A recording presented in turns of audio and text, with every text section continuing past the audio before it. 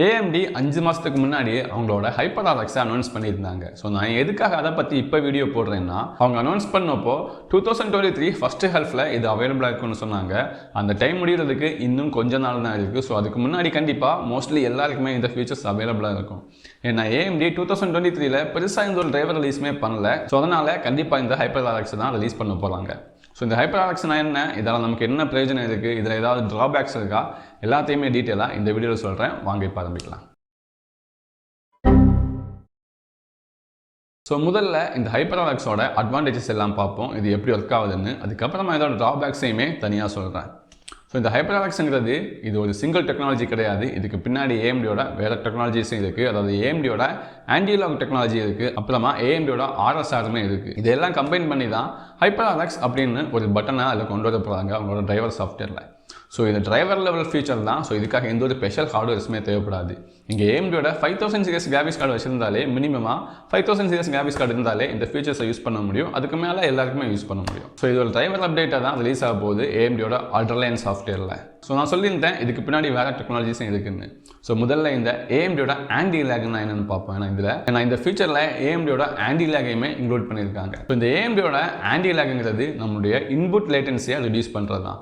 So input லேட்டன்சினா எக்ஸாம்பிளுக்கு நீங்கள் ஒரு காம்படிட்டிவ் கேம் ப்ளே பண்ணுறீங்க, இல்லைனா survival game, battle Royal game, ஏதாவது ஒரு ஆன்லைன் கேம் ப்ளே பண்ணிட்டு இருக்கீங்க. சேம் டைமில் நீங்களும் உங்கள் எனிமியும் ஸ்கோப் போட்டு மாறி மாறி பார்த்துட்டு இருக்கீங்க. அதே டைமில் 2 பேருமே சேம் டைமில் ஷூட் பண்ணீங்கன்னா நீங்கள் தான் மோஸ்ட்லி ஃபஸ்ட்டு ஷூட் பண்ணுவீங்க. உங்களோட நெட்டு கூட நல்லா இருக்கும், ரெஸ்பான்ஸ் டைம் நல்லா இருக்கும்.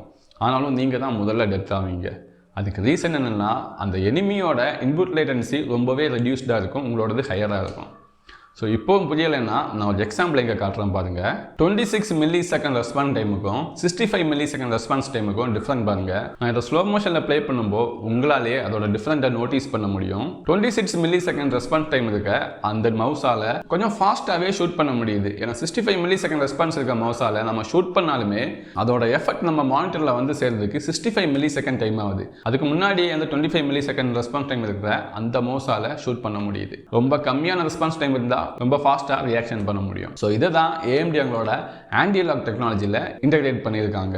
ஸோ இந்த ஆன்டிலாக் இருக்கிறதுனால நம்மளுடைய இன்புட் லேட்டன்சி ரொம்பவே ரெடியூஸ் ஆகும்னு சொல்லியிருக்காங்க. எந்த அளவுக்குன்னா, எங்கள் எக்ஸாம்பிளுக்கு டையிங் லைட் கேமில் 30 மில்லி செகண்ட் இந்த ரெஸ்பான்ஸ் டைம் இந்த ஹைப்பர் RX எனேபிள் பண்ணதுக்கு அப்புறமா 11 மில்லி செகண்டாக ரெடியூஸ் ஆகுது. இது உண்மையிலே கேமிங்கில் ரொம்ப ஹெல்ப்ஃபுல்லாக தான் இருக்க போகுது. ஸோ இதுதான் இந்த ஆன்டிலாக் டெக்னாலஜி. ஸோ இதுக்கப்புறமா RSRனு ஒரு டெக்னாலஜி சொல்லியிருந்தேன், அது ரேடியான் சூப்பர் ரெசல்யூஷன். ஸோ இந்த ரேடியான் சூப்பர் ரெசல்யூஷன் என்னன்னா, ஸோ எல்லாருக்குமே தெரியும் AMD கிட்ட FSR இருக்குது, Nvidia கிட்ட DLSS இருக்குது.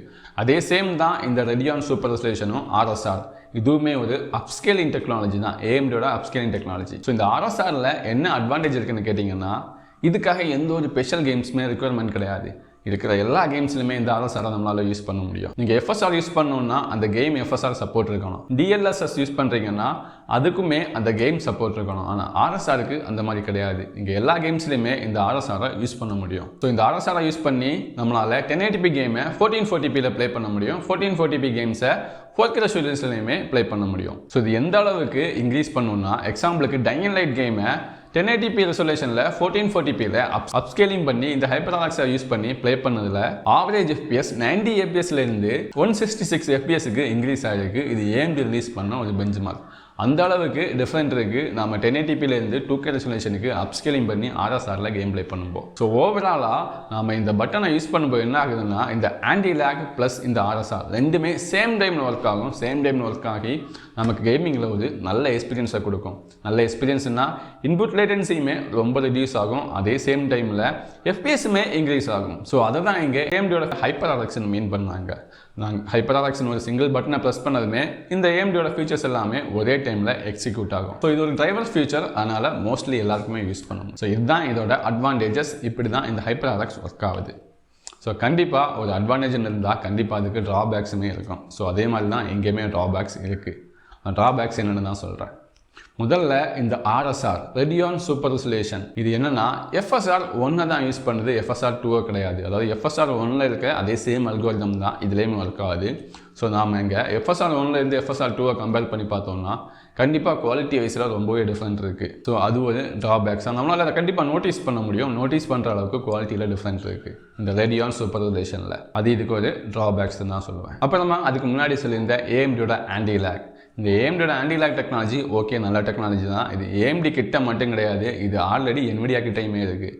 Nvidia கிட்ட இது Nvidia ரிஃப்ளெக்ஸ்னு சொல்லுவாங்க. நீங்கள் கேம் செட்டிங்ஸில் பார்த்தா நிறைய செட்டிங்ஸில் Nvidia ரிஃப்ளெக்ஸ் இருக்கும். மோஸ்ட்லி ஃபார்ட்நைட் கேமில் பார்த்தீங்கன்னா Nvidia யூஸ் பண்ணுறீங்கன்னா Nvidia ரிஃப்ளெக்ஸ் ஆன் பண்ணலாம், Nvidia ரிஃப்ளெக்ஸ் பூஸ்ட்டும் பண்ணலாம். அந்த அளவுக்கு அதுலேயுமே இன்டெகிரேட் பண்ணியிருக்காங்க. ஸோ இதே சேம் ஃபீச்சர்ஸ் ஆல்ரெடி Nvidia கிட்டேயுமே இருக்குது. DLSS அப்புறமா Nvidiaவோட ரிஃப்ளெக்ஸ் அதை நம்ம செப்பரேட் ஆன் பண்ணுற மாதிரி இருக்கும். இங்கே என்ன பண்ணியிருக்காங்கன்னா சிங்கிள் கிளிக்கில் ஆன் பண்ணுற மாதிரி கொடுத்துருக்காங்க. ஆனால் சிங்கிள் கிளிக்கில் ஆன் பண்ணுற மாதிரி கொடுத்தாலுமே நாம் AMDயோட டிரைவரை ஓப்பன் பண்ணி அதுக்கு உள்ளே இருந்து தான் இது ஆன் பண்ணணும். ஸோ அதுக்கு பதிலாக எக்ஸாம்பிளுக்கு நம்ம ரைட் கிளிக் பண்ணதுமே அட்ரினல் சாஃப்ட்வேர் ஓப்பன் பண்ணுவோம் AMDயோடது, இல்லைனா Nvidiaவோட கண்ட்ரோல் பேனல் ஓப்பன் பண்ணுவோம். அதே மாதிரி அதே இடத்துல இந்த ஹைப்பர்-ஆர்-எக்ஸ் கிளிக்கை கொடுத்துருந்தாங்கன்னா இன்னும் ஈஸியாக இருக்கும். ஆனால் அந்த மாதிரி எந்த ஒரு நியூஸுமே இன்னும் வரல. இது வரைக்கும் அவங்க சொன்னதை வச்சு பார்த்தா AMDயோட அல்ட்ரலைன் சாஃப்ட்வேருக்கு உள்ளே தான் இதை இன்டெகிரேட் பண்ண போகிறாங்க. அப்புறமா இது என்னதான் ஒரு சாஃப்ட்வேர் ஃபீச்சர் இருந்தாலுமே மினிமமாக உங்களுக்கு AMDயோட 5000 சீரியஸ் கிராஃபிக்ஸ் கார்டு தேவைப்படும். அப்புறமா இது ஒன்று APU சீரியஸ் ப்ராசஸரில் ஒர்க் ஆக போகிறதில்ல. எக்ஸாம்பிளுக்கு நீங்கள் 5600G 5700G இந்த மாதிரி APU ப்ராசஸர் வச்சுருக்கீங்கன்னா இது உங்களுக்கு கிடையாது, இந்த ஃபீச்சர் ஒர்க் ஆகாது. நீங்கள் கிராஃபிக்ஸ் கார்டு இருந்தால் மட்டும்தான் இந்த ஃபீச்சர் ஒர்க் ஆக போகுது. அப்புறமா நீங்கள் ஓல்டு கார்டு AMDயோட RX 580 அது வச்சுருந்தாலுமே இது ஒர்க் ஆக போகிறதில்ல. ஸோ இதுதான் AMDயோட ஹைப்பர்-ஆர்-எக்ஸ். இந்த ஹைப்பர்-ஆர்-எக்ஸை பற்றி இன்னும் ஏதாவது உங்களுக்கு டவுட் இருந்துச்சுன்னா கமெண்ட்டில் கேளுங்க. உங்களுக்கு ஏதாவது டவுட்ஸ் இருந்தாலுமே கமெண்ட்டில் போடுங்க, நான் கண்டிப்பாக அதை பற்றி எக்ஸ்பிளைன் பண்ணி வீடியோ போடுறேன். இந்த வீடியோ பிடிச்சிருந்தா லைக் பண்ணுங்கள், என்னோட சேனல் மறக்காமல் சப்ஸ்கிரைப் பண்ணுங்கள். தேங்க்யூ.